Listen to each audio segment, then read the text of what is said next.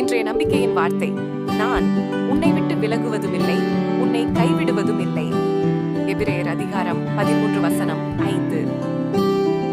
நீங்கள் தனிமையாக உணர்கிறீர்களா, அல்லது உங்கள் சொந்த குடும்ப உறுப்பினர்களால் நிராகரிக்கப்படுகிறீர்களா? உலகம் தொடர்ந்து மாறிக்கொண்டே இருக்கிறது. குடும்பத்தில் உள்ள உறவுகள் உட்பட மக்கள் தொடர்ந்து தங்கள் முன்னுரிமைகளை மாற்றிக்கொண்டிருக்கிறார்கள்.